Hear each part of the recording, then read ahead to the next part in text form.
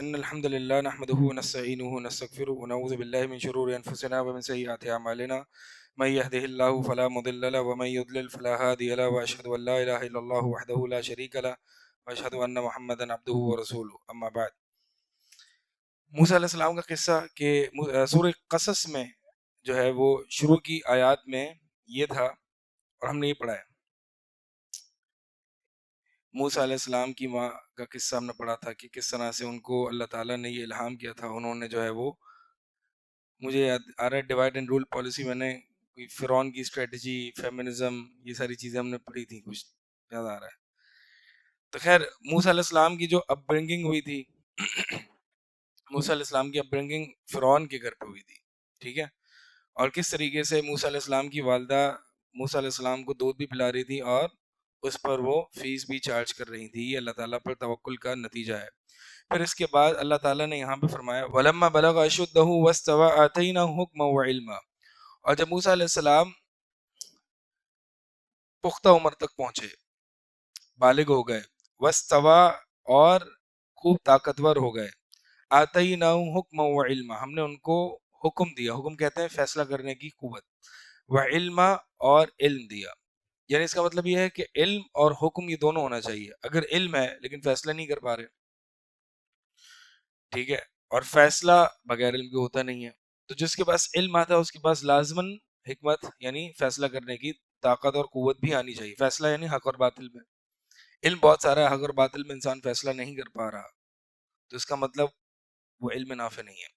اسی لیے نبی علیہ السلام جو ہے وہ ہر روز صبح اللہم انی اسألک علما نافعا ورزقا طیبا وشفاء من کل داء, یہ تو زمزم کی دعا ہے, وعملا متقبلا. حضرت عبداللہ بن عباس زمزم پینے سے پہلے جو ہے نا یہ دعا پڑھتے تھے اللہم انی اسألک علما نافعا ورزقا واسعا وشفاء من کل داء. یہ زمزم بہت پیا نا تو وہی دعا یاد رہے گی. خیر, تو اللہ کے نبی علیہ السلام جو دعا پڑھتے تھے اللہم انی اسألک علما نافعا ورزقا طیبا وعملا متقبلا, تو علم نافع اور علم نافع کی دعا کرنے کے باوجود نبی علیہ السلام نے غیر علم نافع سے پناہ بھی مانگی ہے. اللہم انی اعوذ بک من علم لا ینفع, تو وہ علم جو انسان کو فائدہ نہیں دیتا وہ اس کے لیے کیا ہے, وبال ہے.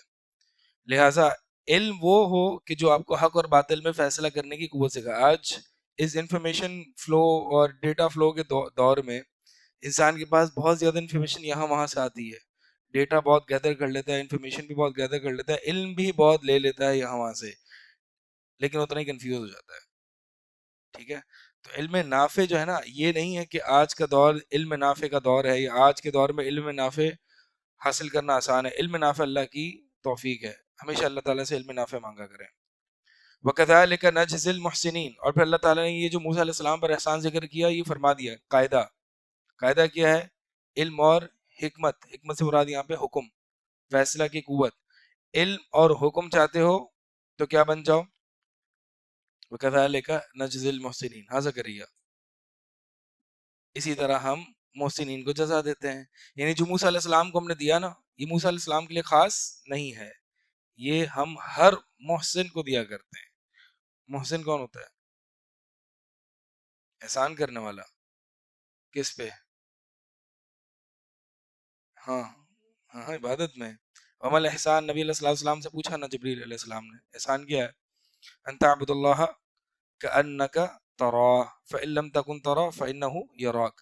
اللہ کی عبادت ایسے کرو جیسے کہ اللہ کو دیکھ رہے ہو, اور اگر یہ کیفیت پیدا نہیں ہو سکتی تو پھر یہ جان لو کہ اللہ تمہیں دیکھ رہا ہے. اللہ کی اس طرح کوالٹی والی عبادت کرنا اور مخلوق پر بھی احسان کرنا. جب احسان معاملہ انسان اللہ کے ساتھ بھی کرتا ہے مخلوق کے ساتھ بھی کرتا ہے تو پھر اللہ تعالیٰ اسے علم اور حکم دے دیتے ہیں. پھر آگے اچھا یہاں پر جو ہے نا وَلَمَّا بَلَغَ أَشُدَّهُ وَاسْتَوَىٰ, وہ اپنی پختہ عمر کو پہنچے, اور وَاسْتَوَىٰ کا بھی ذکر ہے. سورہ یوسف میں جب اللہ تعالیٰ نے یوسف علیہ السلام کا ذکر کیا نا کہ وہ عزیز مصر کے گھر میں ان کی اپ برنگنگ ہوئی, تو وہاں پہ اللہ تعالیٰ نے وَاسْتَوَىٰ کا ذکر نہیں کیا, وہاں پہ صرف بلغ اشدہ کا ذکر کیا. وَاسْتَوَىٰ کا معنی خوب طاقتور مضبوط ہو جانا. یہاں پہ اللہ تعالیٰ نے موسیٰ علیہ السلام کی ایک ایڈیشنل صفت ذکر کی, اور وہ کیا ہے, طاقتور, بڑے قوی تھے. اور یہاں پر یہ ذکر کرنے کا مقصد یہ ہے کیونکہ آگے جو واقعات آ رہے ہیں اس کا موسیٰ علیہ السلام کی طاقت سے بہت زیادہ ایک تعلق ہے. ٹھیک ہے, جیسے کہ آگے دو بندے لڑ رہے ہیں, ایک موسیٰ علیہ السلام کی قوم سے اور ایک فرعون کی قوم سے, قبطیوں میں سے ہے. موسیٰ علیہ السلام نے ایک مکہ مارا, وہ اس کا کام تمام ہو گیا. آگے پڑھ آ رہا ہے, وَدَخَلَ الْمَدِينَةَ عَلَى حِينِ غَفْلَةٍ مِّنْ أَهْلِهَا. اب موسیٰ علیہ السلام جو ہے وہ شہر میں داخل ہوئے. پہلے وہ شہر میں نہیں تھے, بالکل شہر میں تھے. یعنی اس سے پتہ چلتا ہے کہ پہلے بادشاہوں کی, فرعون کے گھر میں تھے نا, بادشاہوں کی حویلیاں جو ہوتی ہیں وہ شہر سے دور ہوتی ہیں. جیسے کہ آج بھی بنی گالا ہے, شہر سے دور ہے, وہ شہر میں ہی ہے, دور ہے. وَدَخَلَ الْمَدِينَةَ عَلَى حِينِ غَفْلَةٍ مِّنْ أَهْلِهَا. تو وہ شہر میں داخل ہوئے کس وقت؟ غفلت کے وقت, کہ جب اس کے رہنے والے غفلت پہ تھے, یعنی آرام فرما رہے تھے. یا تو یہ دوپہر کا وقت ہو سکتا ہے, کیونکہ دوپہر کے وقت گرمی کی شدت کی وجہ سے لوگ باہر نہیں نکلتے.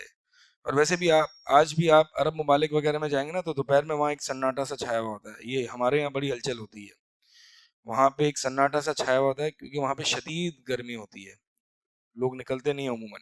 یہاں پہ ہم لوگ گرمی کی ویسے ہی عادی ہیں, تو ہم لوگ نکل پڑتے ہیں. یا تو پھر یہ رات کا وقت تھا, یا پھر صبح کا وقت تھا, کوئی بھی احتمال ہو سکتا ہے. یعنی مطلب یہ ہے کہ لوگ جو ہے اتنا لوگ نہیں تھے سڑکوں پہ یا باہر. تو فوجد فیہا رجلین یقتتلان. موسیٰ علیہ السلام نے دو آدمیوں کو دیکھا, وہ آپس میں لڑ رہے ہیں. ھذا من شیعتہ, ایک ان میں سے موسیٰ علیہ السلام کے قبیلے میں سے ہے, وھذا من عدوہ, اور دوسرا موسیٰ علیہ السلام کے دشمن میں سے ہے. یعنی دو قبیلے تھے نا وہاں, ایک بنو اسرائیل اور ایک قبطی. قبطی جو ہے وہ فرعون کا قبیلہ تھا. فرعون بنو اسرائیل کے بچوں کو ہر آلٹرنیٹ سال جو ہے وہ قتل کر رہا تھا. کیوں؟ تاکہ یہ پاپولیشن میں زیادہ نہ ہو جائے. جب پاپولیشن میں زیادہ ہوں گے تو ہم نے ان کو غلام بنا کے رکھا ہے, جب ہم نے ان کو غلام بنا کے رکھا ہے اور اگر یہ پاپولیشن میں زیادہ ہو گئے تو وہ ہمارے خلاف بغاوت پہ اٹھ جائیں گے. ٹھیک ہے, تو اس لیے وہ ان کی پاپولیشن کو کم کر رہا تھا اور عورتوں کو زندہ چھوڑا تھا, کیونکہ بچے تو انہوں نے جننے, اگر عورتوں کو بھی مار دیں گے تو پھر ہماری غلامی کون کرے گا. یہ اسٹریٹجی تھی. تو فاستغاثہ الذی من شیعتہ, تو جو موسیٰ علیہ السلام کے قبیلے میں سے تھا نا, اس نے موسیٰ علیہ السلام سے کیا کیا؟ فاستغاثہ, استغاثہ کیا. استغاثہ کیا ہوتا ہے؟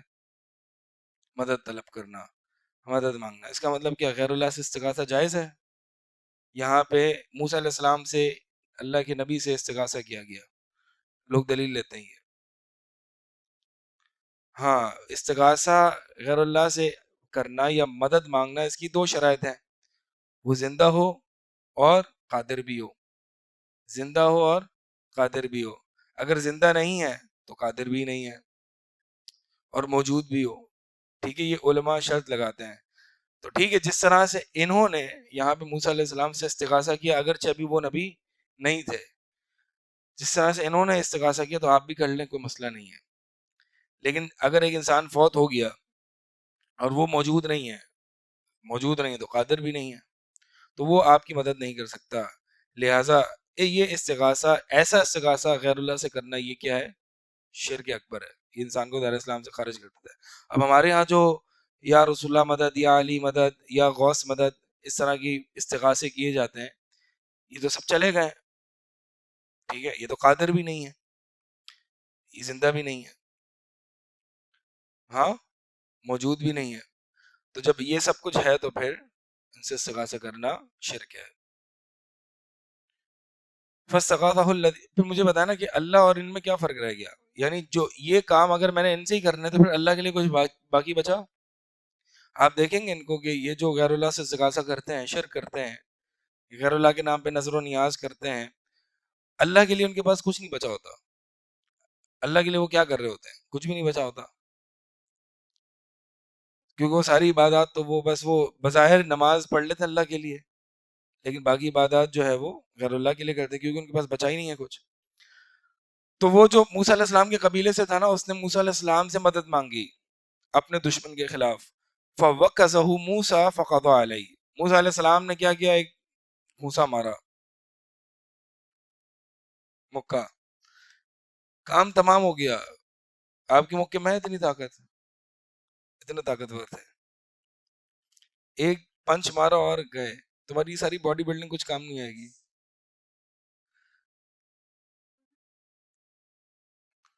قال هذا من عمل الشیطان، فوراً اپنی یعنی قتل خطا تھا نا، قتل خطا، اس پر تو کوئی مواخذہ نہیں ہے، اس پر تو کوئی پکڑ نہیں ہے. فرمایا کہ مطلب پھر بھی چونکہ انبیاء کے حق میں چھوٹی موٹی بھی بات جو ہوتی ہے وہ بڑی ہوتی ہے، اسی طرح یہ قاعدہ ہے، پرنسپل ہے، اور وہ کیا ہے کہ ایک بندے کا سٹیٹس اور ایک بندے کا مقام جتنا بلند ہوتا ہے اتنی چھوٹی غلطی بھی بڑی کاؤنٹ ہوتی ہے.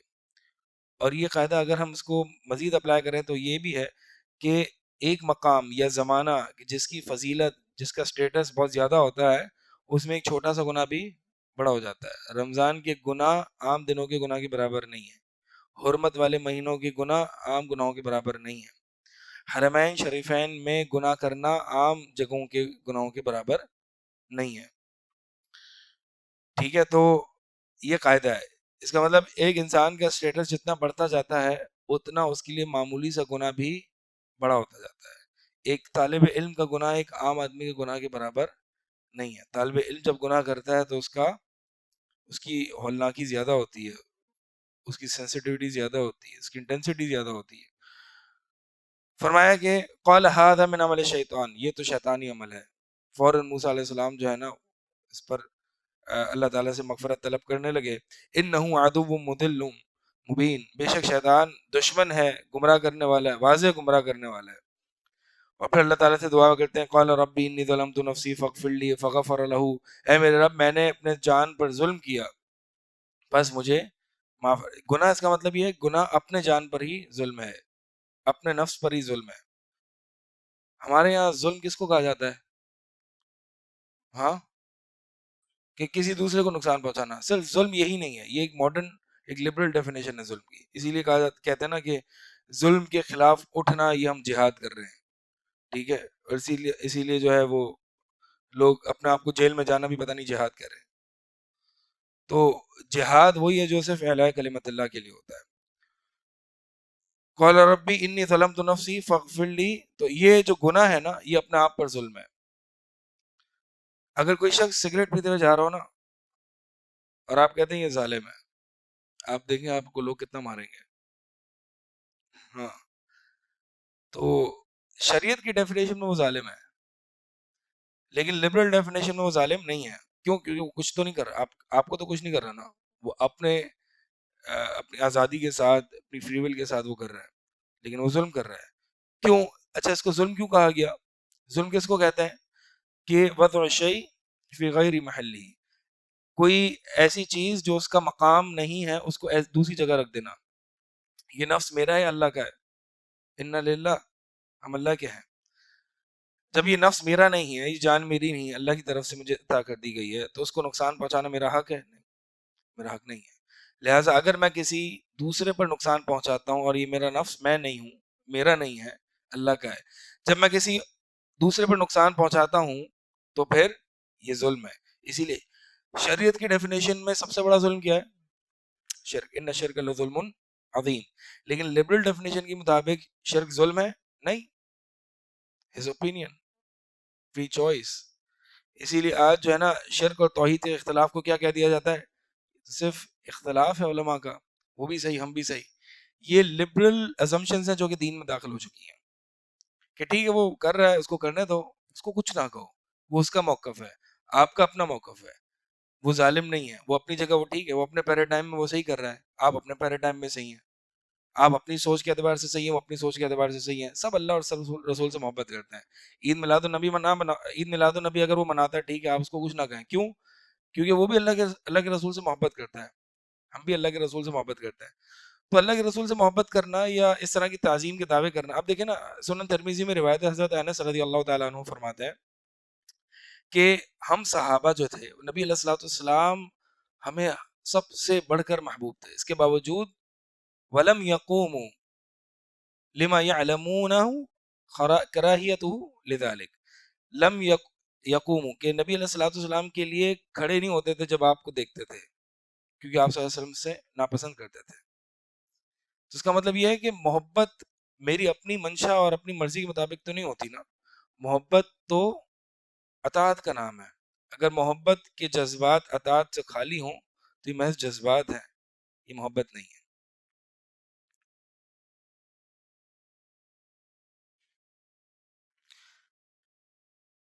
تو یہ فرمایا موسیٰ علیہ السلام نے، میں نے اپنے نفس پر ظلم کیا۔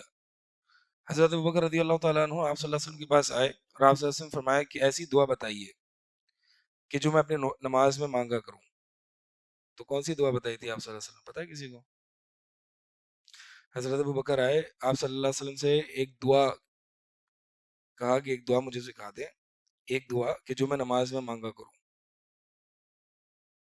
اسی تعلق سے ہے، اپنے نفس پر ظلم کرنے کے تعلق سے۔ اللہم انی ظلمت نفسی ظلما کثیرا وفی روایت کبیرا فاغفر لی مغفرۃ من عندک انک انت الغفور الرحیم۔ رب اغفر اللہم انی ظلمت نفسی ظلما کثیرا ولا یغفر الذنوب الا انت فاغفر لی مغفرۃ من عندک۔ ٹھیک ہے، یہ دعا اب دیکھیں، سب سے نبی علیہ الصلوۃ والسلام کے بعد سب سے افضل ترین شخصیت آپ صلی اللہ علیہ وسلم سے دعا یعنی وہ درخواست کریں، اور آپ صلی اللہ علیہ وسلم یہ دعا سکھا رہے ہیں، تو اس کا مطلب یہ ہے کہ ہمیں ہر نماز میں یہ دعا مانگنی چاہیے، سجدے میں، اتحیات کے بعد، سلام سے پہلے یہ دعا مانگا کریں۔ اور یہ جو روایت کس طرح کے تنوع ہوتا ہے نا، ویرائٹی ہوتی ہے، کہ ایک روایت میں اللہم اغفر لی ذنبی اللہم انی ظلمت نفسی ظلما کبیرا، اور بعض روایت میں اللہم انی ظلمت نفسی ظلما کثیرا، یعنی ایک ہے بہت بڑا ظلم کیا میں نے اپنے نفس پر، اور ایک ہے کہ اللہ میں نے اپنے نفس پر بہت سارے ظلم کیے، فاغفر لی مغفرۃ من عندک، تو اللہ مجھے معاف کر دے اپنی طرف سے، مغفرت، خاص مغفرت فرما کے۔ تو جب اس طرح کی روایت کے الفاظ آتے ہیں نا، تو اہل علم اس کا یہ قاعدہ بیان کرتے ہیں کہ ایک ہی جگہ پہ ان دونوں کو جمع کرنا یہ ممنوع ہے، یہ جائز نہیں ہے۔ اس کا طریقہ یہ ہوتا ہے کبھی یہ مانگ لے کبھی یہ مانگ لے، یعنی آپ نے کبھی ایک نماز پڑھی اس میں یہ کہہ دیے الفاظ، کبھی دوسری نماز پڑھی آپ نے دوسرے الفاظ کہہ دیے، یہی جو ہے وہ اور بھی اس کے ساتھ ہے۔ مثال کے طور پر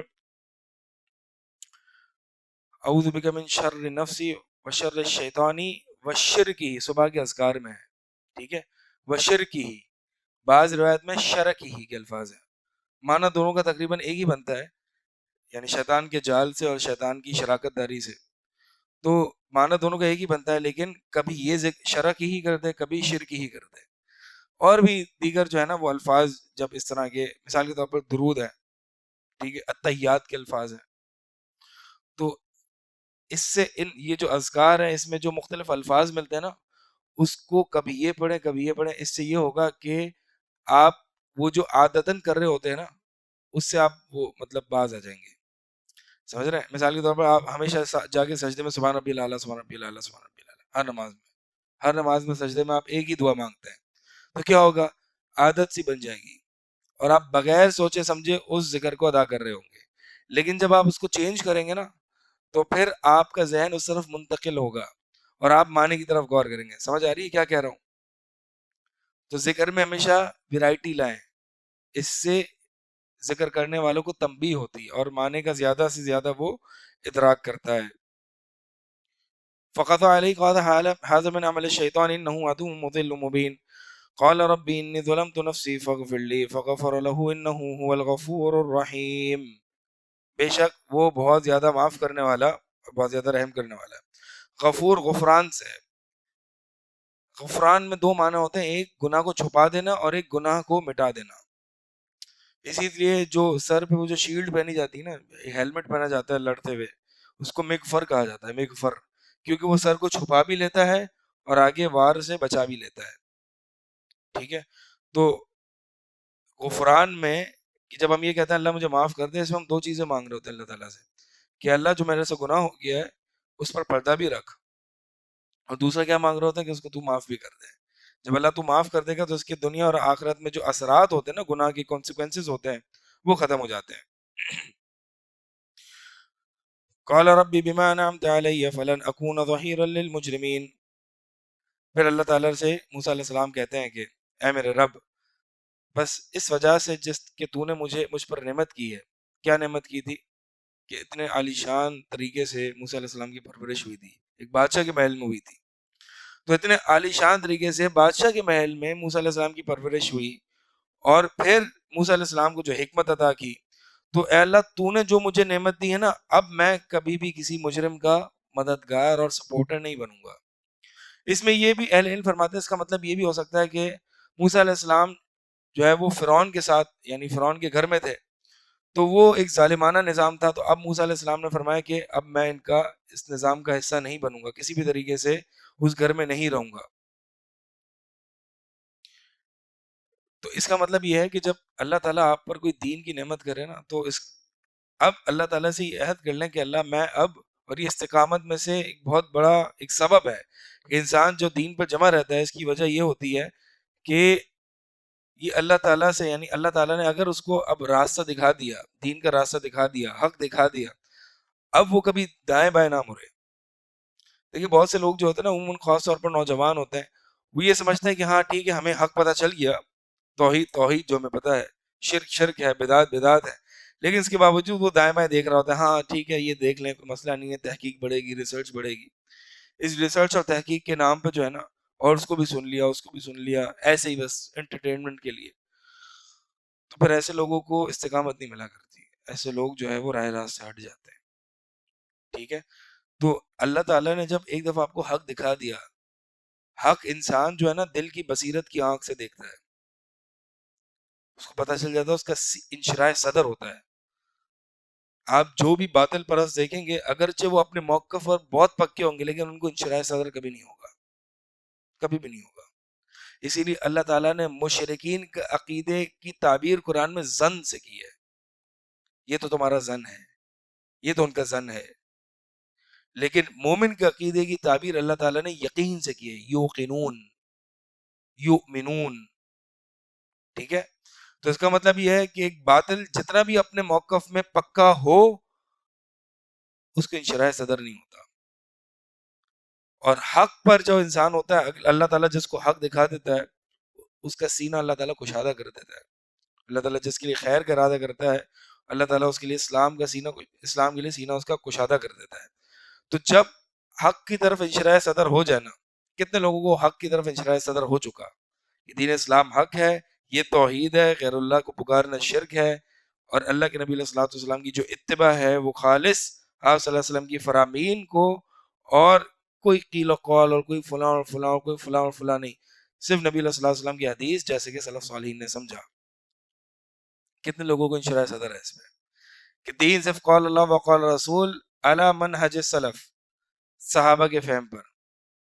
جب یہ انشراح ہو جائے نا، تو پھر دائیں بائیں انسان نہ دیکھے، الا یہ کہ کسی باطل کا رد کرنا ہو۔ ٹھیک ہے، دائیں بائیں دیکھنے سے بہت سے لوگ ہم نے دیکھے گمراہ ہو جاتے ہیں، اور ہو گئے ایک تحقیق کے نام پر۔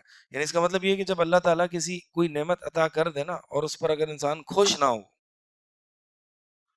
موسیٰ علیہ السلام کی قوم کوئی من و سلوہ دیا تھا نا، من و سلوہ اتنا بہترین کھانا تھا ان کو، نہ من اور سلوہ ڈیزرٹ بھی تھا اور مین کورس میل بھی تھا۔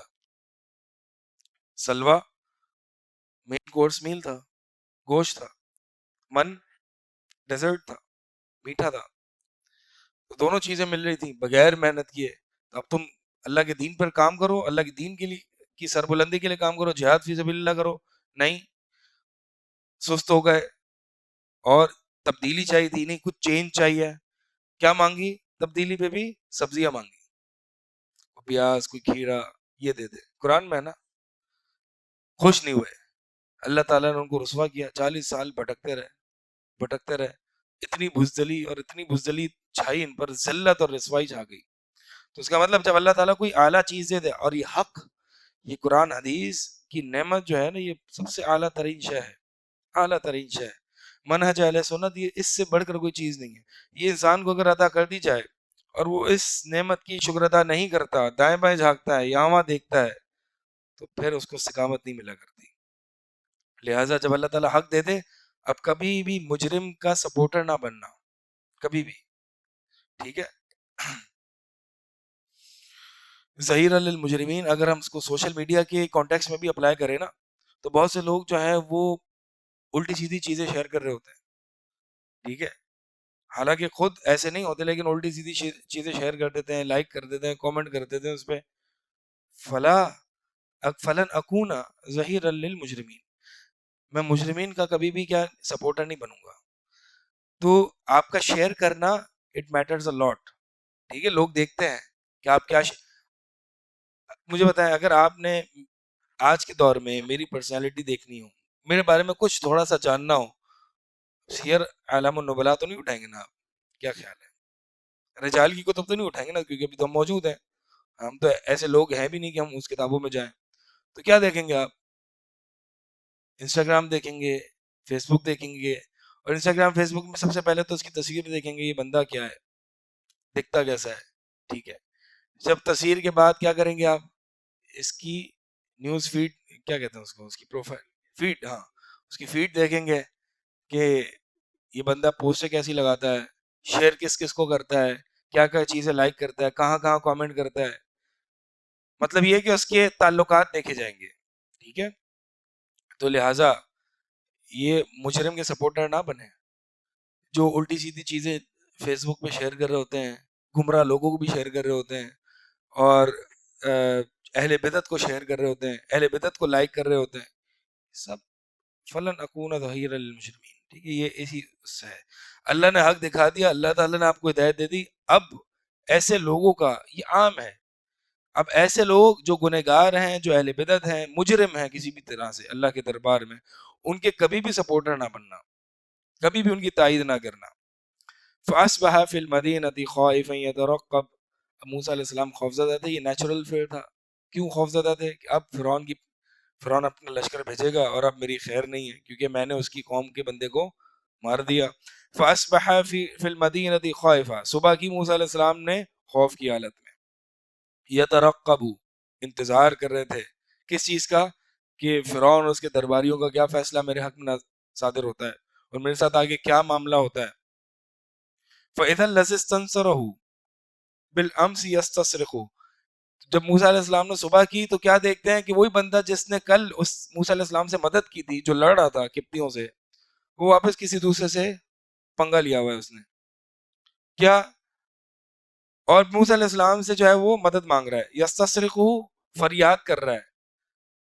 قال له موسیٰ, موسیٰ علیہ السلام نے اس سے کہا, انک لغوی مبین, تو بڑا گمراہ, واضح گمراہ آدمی ہے. کل تو میں نے تیری مدد کر دی, میں تو سمجھا شاید تو مظلوم ہے, تیری مدد کر دی اور تیری وجہ سے وہ بندہ اس دنیا سے, اس زندگی سے ہاتھ دھو بیٹھا, اور آج پھر تو کسی سے جو ہے وہ الجھ رہا ہے, مطلب, اور پھر واپس مدد بھی مانگ رہا ہے. تو مطلب اب موسیٰ علیہ السلام نے جو وعدہ کیا تھا نا, اس پر پختہ رہے کہ کبھی بھی مجرم کا سپورٹر نہیں بنوں گا. تو موسیٰ علیہ السلام نے اس کو ڈانٹا. اب ڈانٹا تو اب موسیٰ علیہ السلام آگے بڑھے کیا کرنے, جس سے وہ لڑ رہا تھا نا, یعنی موسیٰ علیہ السلام کی جو قوم سے تھا, وہ جس قبطی سے لڑ رہا تھا, اس قبطی کا ہاتھ روکنے کے لیے, مارنے کے لیے, روکنے کے لیے, اس لڑائی جھگڑے کو ختم کرنے کے لیے موسیٰ علیہ السلام بڑھے آگے. تو وہ جو موسیٰ علیہ السلام کی قوم سے تھا نا, وہ سمجھا کہ ابھی تو موسیٰ نے مجھے ڈانٹا ہے, اب یہ میرا ہی کام تمام کرنے والے ہیں. تو انہوں نے موسیٰ علیہ السلام کو جو کل کا پول تھا وہ کھول دیا کہ تو وہی ہے کہ جس نے کل ایک قبطی کو قتل کیا تھا. ٹھیک ہے, تاکہ موسیٰ علیہ السلام رک جائیں, حالانکہ غلط فہمی ہو گئی تھی. فلما ان اراد ان يبطش بالذي هو عدو لهما, پس فلما ان اراد, پس جب موسیٰ علیہ السلام نے ارادہ کیا کہ اس کا ہاتھ پکڑ لے, کس کا, ہوا عدو لهما, کہ جو ان دونوں کا دشمن تھا. کن دونوں کا دشمن تھا؟ موسیٰ اور ان کی جو قوم سے بندہ تھا, ان دونوں کا دشمن تھا. یعنی قبطی کا ہاتھ پکڑنے کے لیے موسیٰ علیہ السلام آگے بڑھے. تو قال یا موسیٰ, تو موسیٰ علیہ السلام کا جو قوم سے بندہ تھا اسے کیا کہا کہ اے موسیٰ, اتريد ان تقتلنی كما قتلت نفسا بالامس, کہ تو ایسے ہی مجھے قتل کرنے والا ہے جیسے کہ تو نے کل ایک بندے کو قتل کر دیا. ان تريد الا ان تكون جبارا في الارض, کہ موسیٰ تو بس یہ چاہتا ہے کہ تو اس زمین پر بڑا بنتا پھرے. وما تريد ان تكون من المسلمین, اور تو کسی طریقے سے اصلاح کرنے والوں میں سے نہیں ہے. اب وہ قبطی نے یہ بات سن لی کہ اچھا, جو کل قتل ہوا تھا وہ موسیٰ علیہ السلام نے ہی کیا تھا, کیونکہ ان دونوں میں سے تیسرے کوئی بندہ نہیں جانتا تھا کہ اس قبطی کو کس نے قتل کیا تھا. پھر ظاہر سی بات ہے وہ موسیٰ اور ان کے درباریوں کو یہ بات تک پہنچ گئی کہ موسیٰ علیہ السلام نے ہی اس قبطی کو قتل کیا تھا.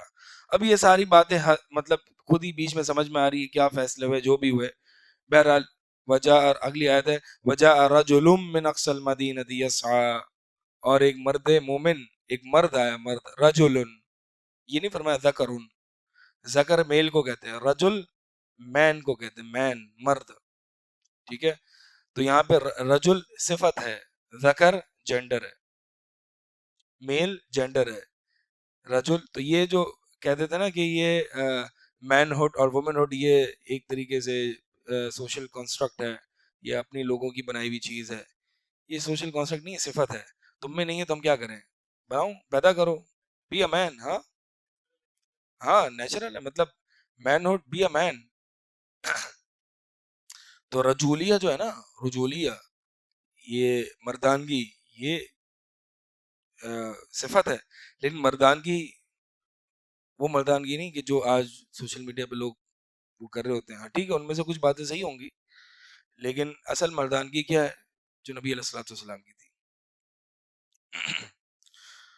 مطلب کسی کو معاف کر دینا، غصہ پی جانا، یہ کیا ہے، یہ مردانگی والی صفات ہے، یہ مردانگی والی صفات ہے. ہمارے یہاں غصے کا اظہار کرنا، مسلط ہو جانا کسی پر، اس کو مردانگی سمجھا جاتا ہے. بہت فرق ہے ہماری اور شریعت کی تصور مردانگی میں. وجاء رجل من اقصى المدینہ، اور ایک رجل آیا، زکریا ایک رجل آیا شہر کے دور کنارے سے. اس کا مطلب یہ دور سے آیا، تبھی تو رجولیت تھی نا. یسعى بھاگتے ہوئے، دوڑتے ہوئے. قال یا موسیٰ، اچھا اس کی رجولیت کیا تھی ان کی، شخص کی جو موسیٰ علیہ السلام کو خبر دینے آیا کہ ان الملأ یأتمرون، کہ یہ جو سردار ہے نا یہ آپ کے بارے میں فیصلے کر رہے ہیں، لیقتلوک، تاکہ یہ آپ کو قتل کر دیں. فخرج، نکل جا یہاں سے، انی لک من الناصحین، میں تجھے نصیحت کرنے والوں میں سے ہوں، نکل جا. رجولیت کیا تھی یہاں پہ، ہاں انی لک من الناصحین. یعنی آپ دیکھیں ایک طرف حکومت کسی شخص کے بارے میں ظالمانہ فیصلہ کر رہی ہے، اور یہ اپنی جان پر کھیل کھیل کے اگر پتہ چل جائے نا کہ فرعون تو اتنا ظالم بادشاہ ہے نا، یہ بھی زندگی سے ہاتھ دھو بیٹھتا اگر فرعون کو پتہ چل جاتا. ٹھیک ہے، تو مردانگی بڑی، تو موومنٹ کھڑی نہیں کرتی. ٹھیک ہے، موومنٹ کھڑی نہیں کرتی. جو تعلق ہے نا جو جس کا ظلم کے ساتھ وہاں پر ہوا، تو فوراً سے ان کو نصیحت کی اور کہ یہاں سے نکل جاؤ. اب کیا ہوا، فخرج منها خائفا يترقب، موسیٰ علیہ السلام جو ہے وہ خوف کی حالت میں نکل گئے اس جگہ سے، یعنی مصر سے. مصر میں تھے نا، ایجپٹ میں تھے، نکل گئے خوف کی حالت میں، یترقب انتظار کرتے ہوئے کہ آگے کیا ہوگا میرے ساتھ. ظاہر سی بات ہے جب موسیٰ علیہ السلام کا اس شہر سے نکل جانا فرعون اور اس کے درباریوں کو پتہ چلے گا تو فرعون چھوڑے گا تھوڑی، فرعون اپنے لشکر کو بھیجے گا. قال ربی نجنی من القوم الظالمین، اس ڈر کی حالت میں، اس خوف کی حالت میں اپنے رب کو پکارتے ہیں، کوئی بھی ساتھ نہیں ہے، یا ہے میرے رب نجنی من القوم الظالمین، مجھے ظالم قوم سے بچا لے. ولما توجہ تلقاء مدین قال عسى ربی ان یهدینی سواء السبیل، جب مصر سے نکلے اور مدین کی طرف گئے. اس سے یہ پتہ چلتا ہے کہ فرعون کی حکومت جو تھی نا وہ مصر تک ہی تھی، مصر سے باہر نہیں تھی، کیونکہ مدین میں فرعون کے قوانین اپلائی نہیں ہوتے تھے، فرعون کا رول نہیں تھا. تو مدین کی طرف جب متوجہ ہوئے نا اور اسی ڈائریکشن میں چلے تو کیا اللہ تعالیٰ سے کہتے ہیں قال عسى ربی ان یهدینی سواء السبیل، کہ امید ہے میرا رب مجھے سیدھے راستے پر ڈال دے گا. اب دیکھیں بار بار لمحہ لمحہ اللہ تعالیٰ سے دعا کر رہے ہیں، اور یہ ایک بہت اللہ سے تعلق کی ایک بہت بڑی دلیل ہے. یہ بات یاد رکھے گا، اگر ایک بندہ روزمرہ کی بنیاد پر اللہ تعالیٰ سے دعائیں نہیں کرتا، اس کا مطلب یہ ہے کہ اللہ سے تعلق اس کا بہت کمزور ہے. آپ اپنے دوست سے کتنی دیر بات کر لیتے ہیں اور جو بھی اپنے دوست سے بات کرتے ہیں اپنے مسائل اس کے سامنے رکھتے ہیں، اپنی پریشانیوں اس کے ساتھ ذکر کرتے ہیں، اس سے پوچھتے ہیں، اس سے کاؤنسلنگ لیتے ہیں، اس سے مشورے لیتے ہیں. لیکن اللہ تعالیٰ سے جب دعا کرنے کی بات آتی ہے تو پھر 2-3 منٹ میں ہاتھ نیچے ہو جاتے ہیں. تو یہ یقین میں کمزوری ہے، یقین میں کمزوری ہے. اللہ تعالیٰ سے دعائیں کرنے کی عادت ڈالیں، بار بار لمحہ لمحہ اللہ تعالیٰ سے اپنی دعائیں اپنے اللہ کے سامنے رکھا کریں. تو اب یہاں پہ ابن عباس رضی اللہ تعالیٰ عنہ کی تفسیر ہے کہ موسیٰ علیہ السلام جب مدین کی طرف متوجہ ہوئے نا اور اپنے اس مصر سے نکلے تھے تو ان کے پاس جوتیاں بھی نہیں تھیں، کھانے کے لیے کچھ پتے رکھے ہوئے تھے، درخت کے پتے تھے، اور حال یہ تھا کہ حالت بھوک کی حالت کی وجہ سے ان کا پیٹ ان کی پیٹھ سے لگا ہوا تھا، ان کا پیٹ ان کی پیٹھ سے لگا ہوا تھا. یہ حالت تھی موسیٰ علیہ السلام کی. اس حالت میں بھی جب دیکھتے ہیں مدین کی طرف پہنچتے ہیں اور دیکھتے ہیں کہ وہاں پہ کچھ چرواہے ایک کنویں میں کی طرف جو ہے وہ ان پر گھیرا لگایا ہوا ہے اور وہ اپنے جانوروں کو پانی پلا رہے ہیں، اور دیکھتے ہیں کہ دو خواتین جو ہیں، دو عورتیں جو ہیں وہ سائڈ پہ کھڑی ہوئی ہیں اور اپنے دونوں جانوروں کو کھینچ رہی ہیں. کھینچ کیوں رہی تھی؟ کیونکہ بڑا جمگٹھا لگا ہوا تھا اور اگر وہ جانور وہاں پہ چلے جائیں گے تو پھر ایک طریقے سے ان کو چھڑوانا مشکل ہوگا. تو وہاں پہ ایک جمگٹھا لگا ہوا تھا، تو وہ دو عورتیں جو کہ حیادار تھیں وہ تھوڑا دور کھڑی ہوئی ہیں اور وہ پانی نہیں پلا سک رہی. تو موسیٰ علیہ السلام یہ عالم دیکھ کے رہ نہ سکے، ٹھیک ہے، اور وہ فوراً ان سے پوچھتے ہیں کہ تمہارا کیا معاملہ ہے. تو آگے پڑھتے ہیں. بس موسیٰ علیہ السلام کی جو آگے نکاح ہو جائے گا نا یہاں تک ہم رک جاتے ہیں، ٹھیک ہے.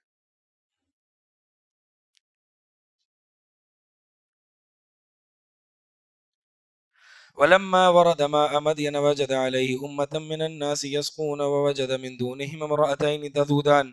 جب موسیٰ علیہ السلام مدین کے کنویں کے پانی کی طرف پہنچے تو وہاں پہ دیکھا کہ ایک قوم، لوگوں کی ایک قوم جو ہے وہ اپنے جانوروں کو پانی پلا رہی ہے.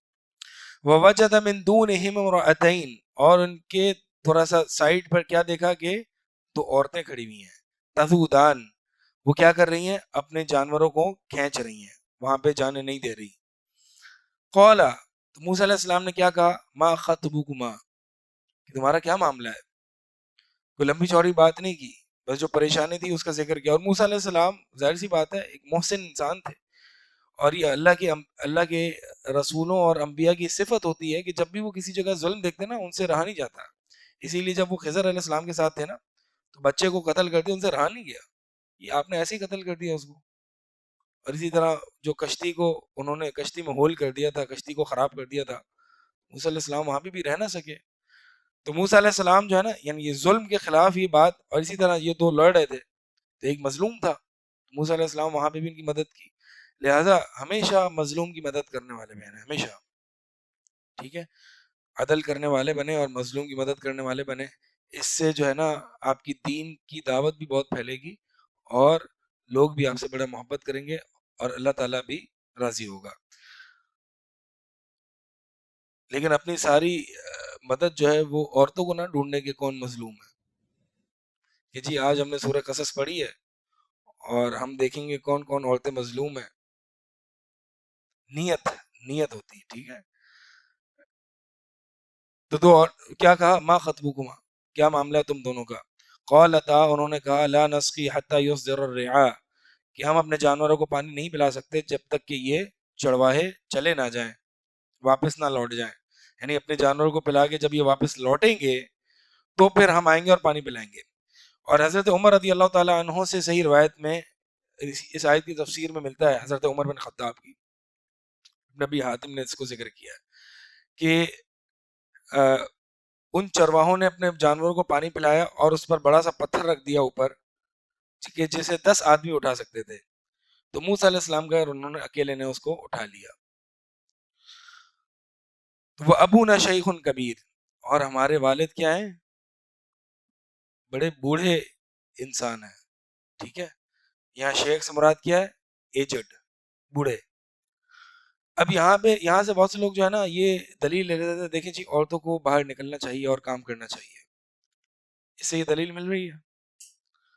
اس سے جہاں یہ دلیل مل رہی ہے تو وہاں پہ بہت ساری باتیں اور بھی مل رہی ہیں. اور وہ کیا ہے کہ ہمارے گھر میں کوئی کمانے والا نہیں ہے، یعنی کوئی اور ہے بھی تو وہ بڑھاپے کی وجہ سے گھر میں بیٹھے ہوئے ہیں، تو مجبور ہیں کہ ہم اپنے جانوروں کو پانی ان کا لینے نکلیں، ٹھیک ہے. اور دوسرا یہاں پہ کہیں سیگریگیشن نظر آ رہی ہے آپ کو؟ مطلب یہ ہے کہ وہ عورتیں مکسڈ انوائرمنٹ میں تو نہیں ہے نا، وہ دور علیحدہ کھڑی ہوئی ہیں، ٹھیک ہے. تو یہ باتیں کیوں نظر نہیں آتی؟ ایک تو یہ ضرورت ہے، کوئی گھر میں ہے نہیں. دوسرا دوسرا کیا ہے، یہ عورتیں بڑی باحیا ہے، آگے آئے گا اللہ تعالیٰ نے ان کی حیا کا جو ذکر کیا ہے، باحیا ہے. تیسرا یہ ہے کہ مردوں کے ساتھ جو ہے وہ اس میں مکس اپ نہیں ہوئی، یعنی ان کے ساتھ بالکل نہیں ہے، ان سے الگ ہے.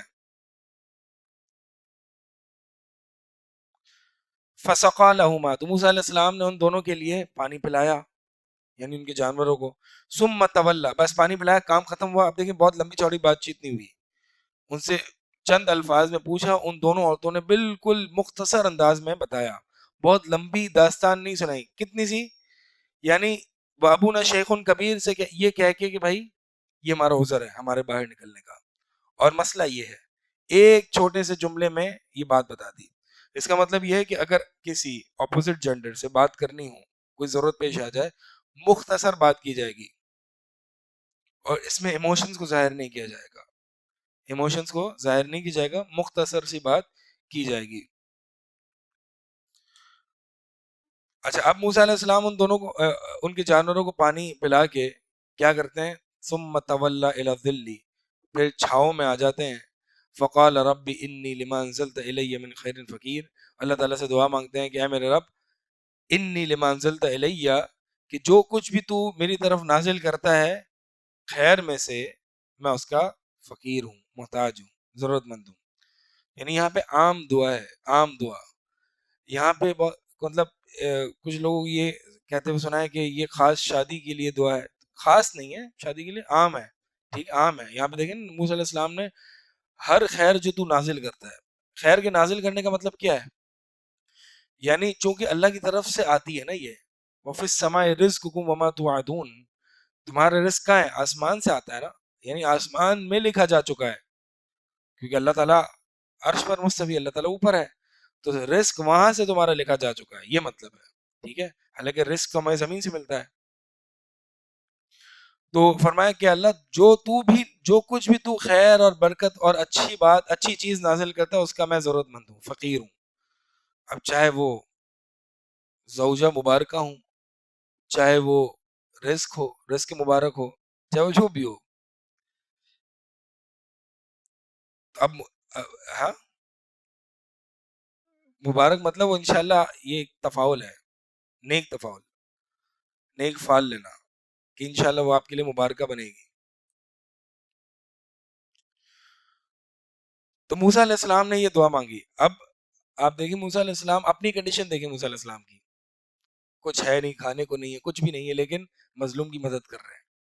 آج ہمارا کیا حال ہوتا ہے کہ جب ہم سے کوئی مدد مانگتا ہے نا، اور ہماری اپنی کنڈیشن اچھی نہیں ہوتی، تو ہم کیا کہتے ہیں، یار یار دیکھو یار ہمارے اپنے لالے پڑے ہوئے ہیں، ہمارے، ہاں ہمارے مسائل ختم نہیں ہو رہے، تم بیچ میں منہ اٹھا کے آ گئے. اس طرح کی باتیں کرتے ہیں نا، یہ نہیں کرنا چاہیے. بلکہ سلف صالحین کا طریقہ تو یہ ہوتا تھا کہ جب خود پریشانی میں ہوتے تھے تو ڈھونڈتے تھے، کوئی مجھ سے زیادہ پریشان ہے تو مجھے بتاؤ. کیونکہ حدیث ہے نا کہ جب تک بندہ اپنے بھائی کی پریشانی دور کرنے میں لگا رہتا ہے، اللہ تعالیٰ اس کی پریشانی میں دور کرنے میں لگا رہتا ہے. اگر آپ چاہتے ہو نا کہ اللہ تعالیٰ آپ کی پریشانیاں دور کرے، تو آپ اپنے بھائیوں کو تلاش کریں کہ کون ہے. پیسوں کی تنگی ہے، اپنے سے زیادہ مسکین اور غریب ڈھونڈیں، اس کو کھانا کھلا دیں، اس کی مدد کر لیں. یہ بہت غلط رویہ ہے ہمارا کہ ہم کہتے ہیں کہ نہیں، جب تک میری کنڈیشن میرے مطابق اچھی نہیں ہوگی تب تک میں کسی کی مدد نہیں کروں گا. بہت فضول سی بات ہے. ٹھیک ہے، تو نبی علیہ الصلوۃ والسلام کا طریقہ یہ ہے. آپ صلی اللہ علیہ وسلم کے دنیاوی اعتبار سے بہت اچھے کنڈیشنز میں ہوتے تھے نہیں، لیکن ہر ایک کی مدد کیا کرتے تھے، ہر ایک کی. جو بھی آتا آپ صلی اللہ علیہ وسلم سے سوال کرتا، آپ صلی اللہ علیہ وسلم کی مدد کرتے تھے. لہٰذا شجاعت، لوگوں کے لیے آپ رشتہ تلاش کرنا شروع کر دیں. آپ سے زیادہ مساکین بیٹھے ہوئے ہیں، بلکہ آپ سب سے بڑے ہیں، ہاں ان سے بھی ہیں. تو آپ جو ہے وہ عمیر بھائی کے لیے تلاش کریں، فواز کے لیے، لوگوں کے لیے تلاش کریں، جن کی ایک ہو چکی ہے ان کے لیے دوسری بھی تلاش کریں. تو انشاءاللہ آپ اپنے بھائی کی مدد میں لگے رہیں گے تو اللہ تعالیٰ آپ کی مدد کرے گا.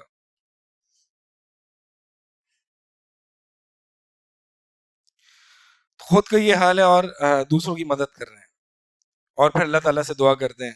اللہ تعالیٰ نے یعنی کبھی بھی خاص خاص دعا کر کے خاص خاص دعا نہ کیا کریں.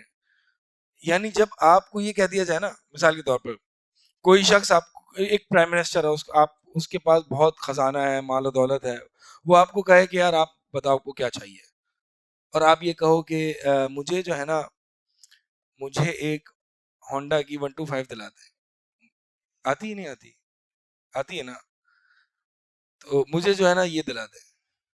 آپ نے یہ کیا مانگا ہے یار؟ آپ پہلے تو یہ ہے کہ آپ ایک چیز نہیں، آپ ملٹیپل چیز مانگے، اور آپ دینے والی کی شان کے مطابق مانگے کہ جو دے رہا ہے اس کی شان کیا ہے. ٹھیک ہے، تو آپ نے موٹر سائیکل مانگ کے آپ نے اس کی بھی توہین کر دی اور اپنا لیول بھی بتا دیا. جنرلائز کر کے مانگتے ہیں کہ جو خیر ہے نا وہ مجھے دے دو، اور پھر معین بھی کرتے ہیں بنگلہ، جاب، ملٹیپل چیزیں مانگیں. تو مطلب یہی ہے کہ موسیٰ علیہ السلام نے بھی جو تو اللہ تو خیر جو بھی آتی ہے نا، میں سب کا ہی محتاج ہوں، سب مجھے دے دے. اس میں بیوی بھی آ گئی، پہلی بھی آ گئی، دوسری بیوی بھی آ گئی، 4 تک آ گئی. 4 تک آ گئی نہیں آ گئی. پھر اس کے بعد جو ہے وہ بڑا کاروبار بھی آ گیا، علم بھی آ گیا، رزق بھی آ گیا، سب آ گیا، بچے بھی آ گئے، اولاد بھی سب مانگ لیا، سب. ہاں، نبوت بھی اگر موسیٰ علیہ السلام کی حق میں دیں گے.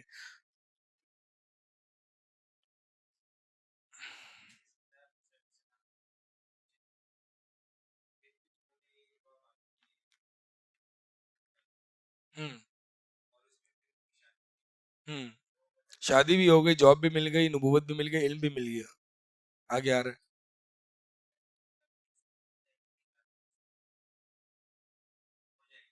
ہاں سوچنا تو چاہیے، ایسا نہیں سوچنا نہیں چاہیے، سوچنا چاہیے. سوچیں گے نہیں تو لوگ کہیں گے اس کو تو وہی نہیں ہے. مطلب سوچنا تو چاہیے نا، پلاننگ کرنی چاہیے، حاوی نہیں کرنا چاہیے، حاوی نہیں ہونا چاہیے. ٹھیک ہے، بہت سے جوان نوجوان جن کی شادیاں نہیں ہوتی نا، وہ اپنے سر پر حاوی کر لیتے ہیں بس. ہر چیز ان کی شادی، ہر چیز ان کی شادی کی فلٹر سے گزر رہی ہوتی ہے. ہر ایکشن ان کا یہ بتا رہا ہوتا ہے کہ یہ بڑا فقیر ہے.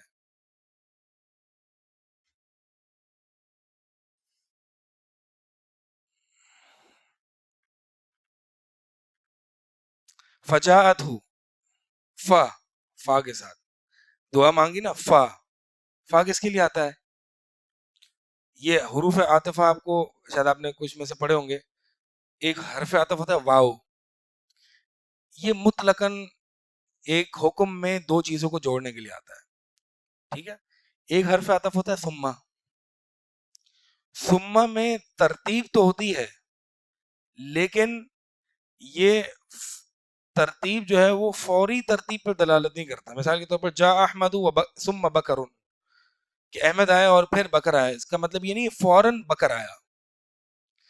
اگر یہ آ جائے نا، فا آ جائے، جا احمد فبکر، تو یہ ترتیب پہ بھی دلالت کرتا ہے اور فوری طور پر بھی دلالت کرتا ہے کہ احمد آیا، اس کے فوراً بعد بکر آیا. تو موسیٰ علیہ السلام نے دعا کی، اللہ تعالیٰ نے فوراً ہی فجاءت احداہما تمشیا. یہ سالڈ دعا ہے، یقین سالڈ تھا تو دعا بھی سالڈ طریقے سے قبول ہوئی.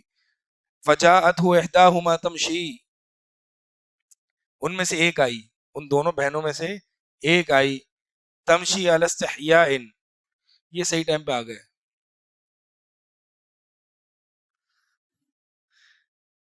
تمشی علی استحیاء، اور وہ چل رہی تھی اعلی. اعلی کا معنی کیا ہوتا ہے؟ پر. استحیاء، حیا پر. یوں نہیں کہا وہ تمشی بالحیا یا بالاستحیاء، یوں نہیں کہا، اعلی استحیاء یعنی حیا کی سواری پر سوار ہوتے ہوئے آئی. اور صرف حیا نہیں کہا، استحیاء فرمایا. حروف کی زیادتی سے معنی کی زیادتی بھی ہو جاتی ہے. ٹھیک ہے، باب استفعال ہمیشہ طلب کے معنی میں نہیں آتا، تاکید کے معنی میں بھی آتا ہے. ٹھیک ہے، تو یعنی اللہ تعالی، یہ کیا عورت کی کیا حیا ہوگی کہ اللہ تعالیٰ نے اتنے مبالغے کے ساتھ ذکر کیا یہاں پہ کہ ان میں سے ایک خاتون آئی تمشی علی استحیاء، بہت زیادہ حیا پر سوار ہوتے ہوئے. یہ مبالغہ ہے.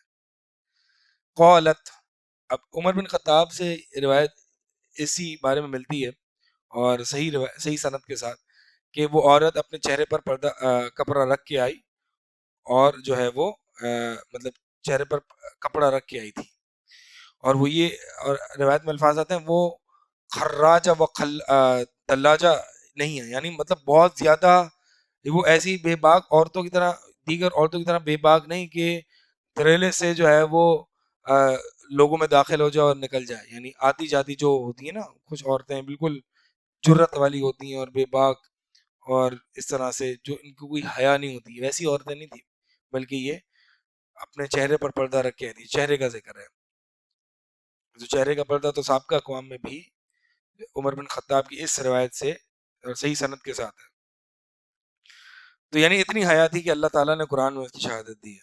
کیا کہتی ہیں؟ ان ابی یدعوک لیجزیک، بے شک میرے والد جو ہیں وہ آپ کو بلا رہے ہیں تاکہ آپ کو اس کی جزا دیں، لیجزیک اجر ما سقیت لنا، کہ جو آپ نے ہمارے جانوروں کے لیے پانی دیا ہے اس کی آپ کو جزا دیں، ہمارے والد بلا رہے ہیں.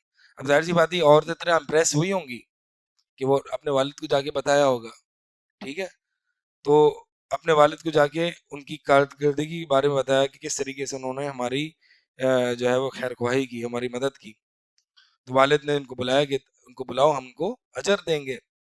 فلما جاءہ، اچھا ایک اور روایت میں آتا ہے کہ موسیٰ جب وہ عورت بلانے آئی نا کہ آؤ میرے ساتھ، تو یہ مطلب موسیٰ علیہ السلام، کیا آپ کو کوئی عورت بلانے آئے گی تو آپ کس طرح سے اس کے ساتھ جائیں گے؟ اس کے پیچھے ایک اس کے پیچھے چلنے سے ایک فتنہ، اس کے ساتھ چلنے سے بھی ایک عجیب فتنہ ہے. تو موسیٰ علیہ السلام نے ایک بعض روایت میں آتا ہے کہ موسیٰ علیہ السلام نے اس عورت سے کہا ایک کام کرو، تم میرے پیچھے چلو اور جہاں کہیں مرنا ہو اس طرف آپ کنکری پھینک دینا، تو مجھے پتہ چل جائے گا کہ اس طرف میں نے جانا ہے. کیا حیا تھا، کیا حیا تھی. تو موسیٰ علیہ السلام جو ہے وہ، یعنی عورت بھی اتنی با حیا اور موسیٰ علیہ السلام بھی.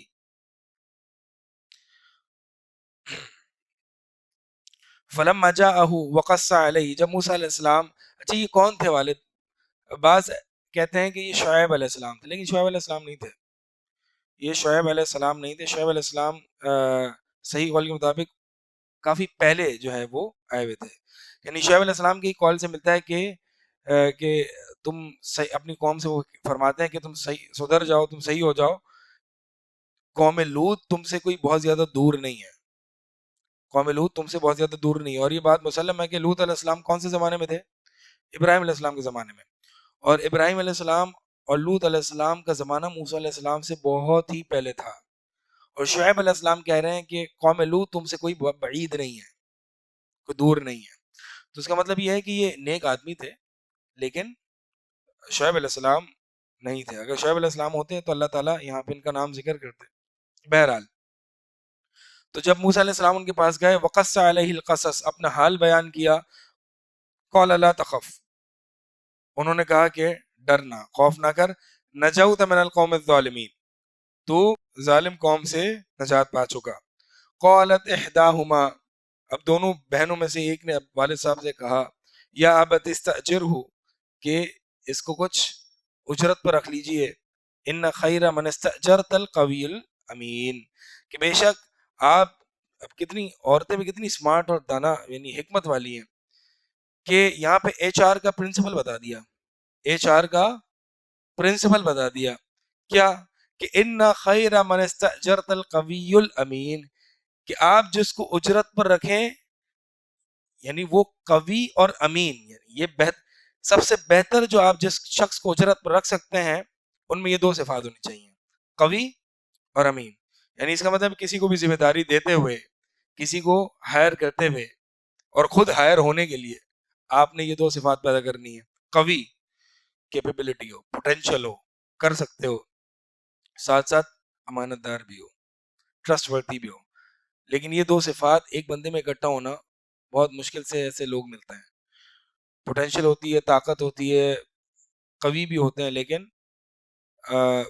امین نہیں ہوتے، اعتماد نہیں ہوتا اتنا. ٹھیک ہے، تو یہ ایچ آر کے پرنسپلز بتا دیے، والد صاحب سے کہہ رہی ہیں.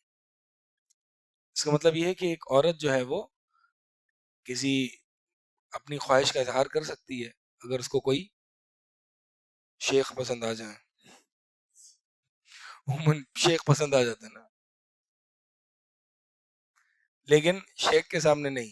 کس کے سامنے؟ اپنے گھر والوں کے سامنے. ہاں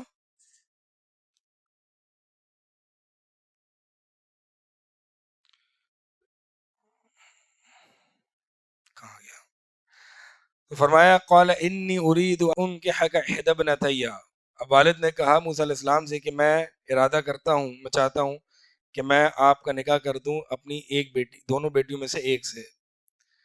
اعلیٰ، اس شرط پر کہ انت اجرنی ثمانیہ حجج، کہ تو میرے یہاں مزدوری کرے گا 8 سال. فَإِنْ أَتْمَمْتَ عَشْرًا، اگر تو 10 سال پورے کر لے گا، فَمِنْ عِنْدِكَ، تو یہ تیری طرف سے ایک احسان ہوگا. وَمَا أُرِيدُ أَنْ أَشُقَّ عَلَيْكَ، اور میں تجھ پر کوئی زور زبردستی نہیں کروں گا.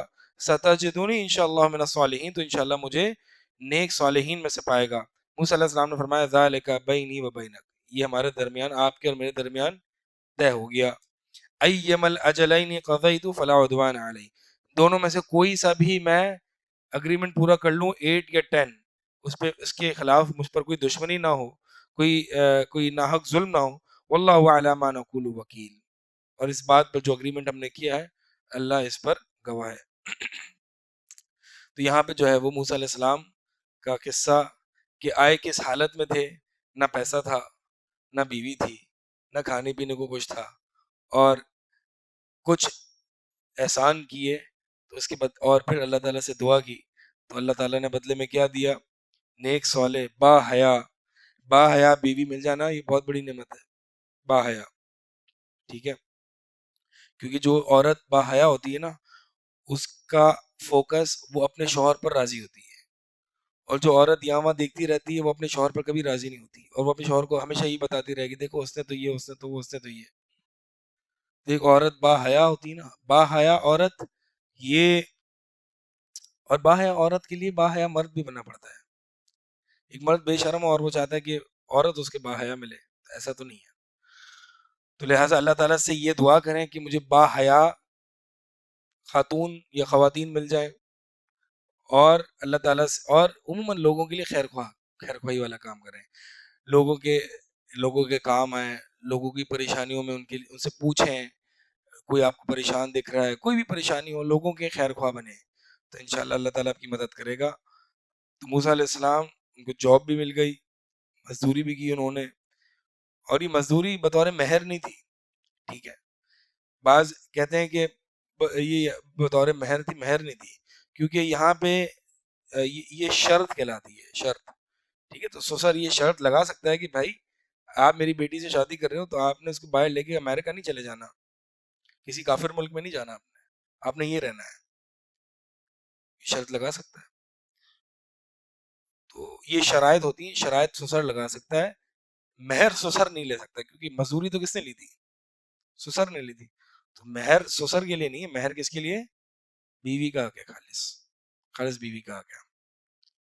لہٰذا کمائیں، مہر جمع کریں، مظلوم کے کام آئیں، لوگوں کی مدد کریں، لوگوں کے لیے رشتہ ڈھونڈیں گے، انشاءاللہ آپ کے لیے بھی کچھ نہ کچھ اچھا رشتہ مل جائے گا.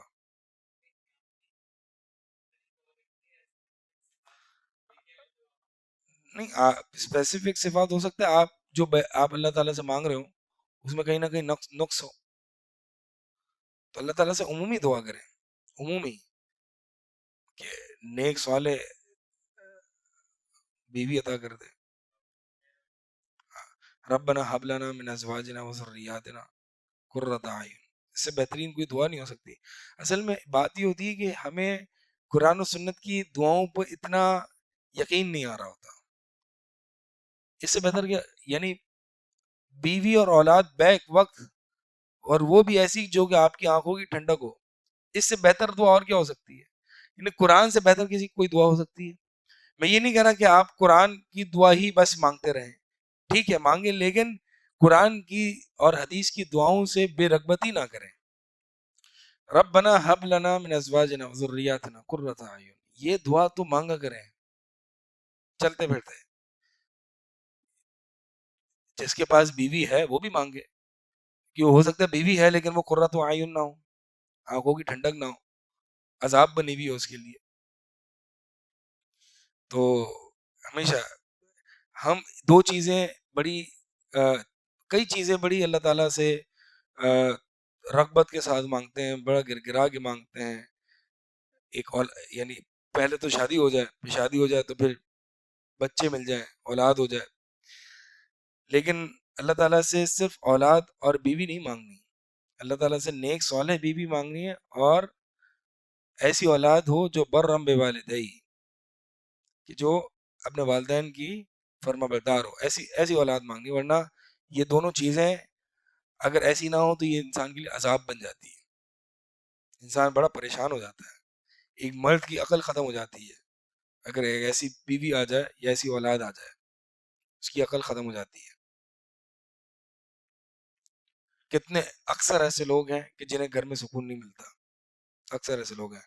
وہ کئی لوگوں سے ایسا سنا ہے کہ وہ سنڈے کو بھی کہیں نہ کہیں جو ہے نا وہ جا رہے ہوتے ہیں، سنڈے کو بھی وہ ورکنگ ڈے آفس یا کوئی نہ کوئی کام کر رہے ہوتے ہیں، اس چیز سے اپنے گھر کو اوائڈ کرنے کے لیے کہ گھر میں جاتا ہوں تو سکون ہی نہیں ہے. تو گھر ایسا نہ ہو کہ بے سکونی کا گہوارہ بن جائے. تو یہ عورت کا بڑا ہاتھ ہوتا ہے ایک گھر کو سکون والا یا بے سکون بنانے کے لیے.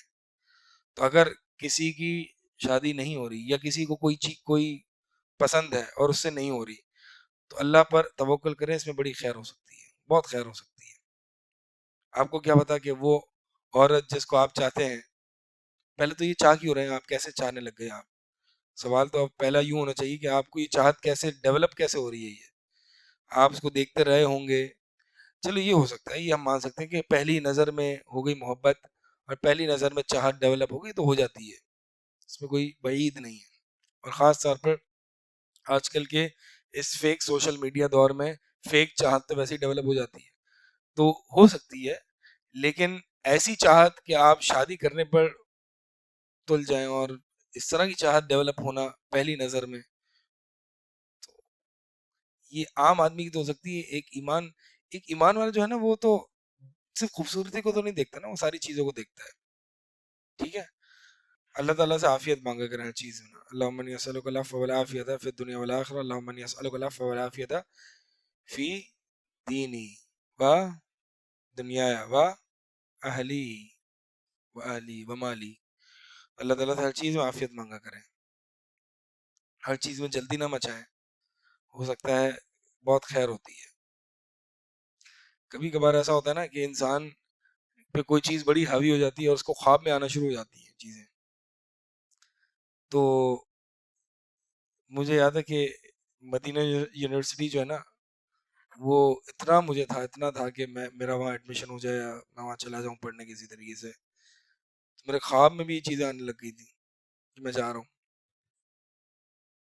ہو سکتا ہے آپ کے خواب میں شادیاں ہو رہی ہوں. ہاں، اس کی خواب کی تعبیر اللہ عالم. مطلب ایک خواب جو ہے نا دو تین طرح کے ہوتے ہیں. ایک تو وہ جو آپ کے ذہن میں ہر وقت چل رہا ہوتا ہے نا، وہی چیز آپ کو خواب میں آ جاتی ہے. دوسرا جو اللہ کی طرف سے ہوتا ہے، اب یہ پتہ نہیں، یہ ظاہر تو یہی ہے کہ ہر وقت جو چل رہا ہے وہی آ گیا. ٹھیک ہے. اور تیسرا جو ہوتا ہے وہ شیطان کی طرف سے ہوتا ہے، جو ڈراؤنے خواب ہوتے ہیں. ہر معاملے میں، ہر معاملے میں آپ نبی علیہ الصلوۃ والسلام سے دیکھیں، آپ صلی اللہ علیہ وسلم جو ہے وہ عموماً دنیا کی خیر مانگا کرتے تھے. اسپیسیفک چیز اگر مانگے بھی نا تو اللہ تعالیٰ سے یہ شرط کے ساتھ مانگے کہ اگر یہ میرے دنیا اور آخرت کے لیے خیر ہو. کیونکہ بہت دفعہ ایسا ہوتا ہے کہ اگر کوئی اسپیسیفک چیز انسان اللہ سے مانگتا ہے اور وہ اللہ تعالیٰ اس کو دے دیتا ہے تو اس کے لیے پھر وبال بن جاتا ہے. مثال کے طور پر مشرکین مکہ جو تھے وہ جب طوفان میں پھنس جاتے تھے تو اللہ تعالیٰ سے زندگی مانگتے تھے، تو وہ زندگی ان کے لیے مزید وبال تھی یا وبال تھی، کیونکہ وہ شرک کرتے تھے، شرک میں مزید بڑھ جاتے تھے کہ اللہ تعالیٰ جب ان کو نجات دیتا تو شرک کرنے لگتے تھے. یہ جو آپ کو کیا لگتا ہے، یہ جو مطلب کئی ایسے آرٹسٹ اور سنگرز کہ ہم نے اللہ تعالیٰ سے مانگا، اللہ تعالیٰ سے دعا کی، اللہ تعالیٰ سے دعا ہے کہ اللہ ہمیں ترقی دے، تو گناہ پر دعا مانگ رہے ہیں، اللہ تعالیٰ دعا قبول کر لیتا ہے؟ لیکن وہ مزید معصیت اور گناہ میں بڑھ جاتے ہیں. تو کبھی ایسا ہوتا ہے کہ انسان اللہ تعالیٰ سے کوئی اسپیسیفک دعا مانگتا ہے اور یہ شرط نہیں لگاتا کہ اگر تو یہ دنیا اور آخرت میں میرے لیے خیر ہو. اسی لیے دعا استخارہ ایک اسپیسیفک دعا ہے نا، کوئی اسپیسیفک چیز اللہ تعالیٰ سے اس کی خیر مانگ رہا ہے تو اس میں یہی شرط ہے، ان کنت تعلم ان هذا الامر خیر لی فی دین و معاشی وعاقبت امری. چلے جی، سبحانک اللہم و بحمدک اشہد ان لا الہ الا انت استغفرک.